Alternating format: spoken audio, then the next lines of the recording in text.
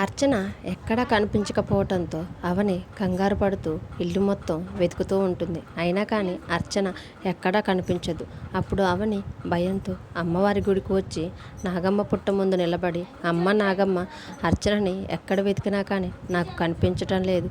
అర్చన ఏదైనా ప్రమాదంలో ఉంటే మాత్రం నువ్వే తనని కాపాడాలమ్మా అని నాగమ్మ ముందు అవని వేడుకుంటూ ఉంటుంది. మరోవైపు మాయ తన స్థావరమైన సామికాడికి వెళ్ళాలని కారులో బయలుదేరుతూ ఉంటే ఆ కారులోనే వెనకాల అర్చన ఉండి మాయకి కనపడకుండా డిక్కీలో దాక్కొని ఉంటుంది.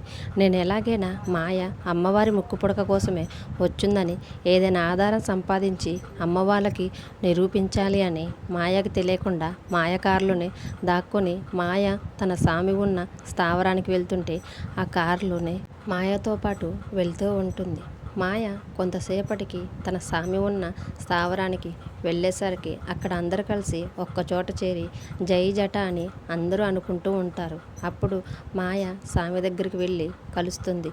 తర్వాత సామి ఎవరు మన స్థావరాన్ని కనుక్కోవటానికి ఇక్కడికి వచ్చినట్టున్నారని మాయకి చెప్పటంతో మాయ ఒక్కసారిగా షాక్లో ఉంటుంది.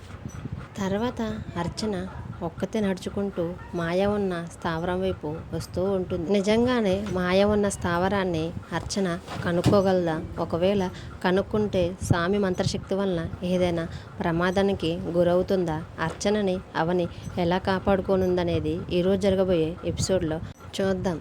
ఈ వీడియో కనుక మీకు నచ్చితే ప్లీజ్ లైక్ చేసి మన ఛానల్ని సబ్స్క్రైబ్ చేసుకోండి. Thanks for watching.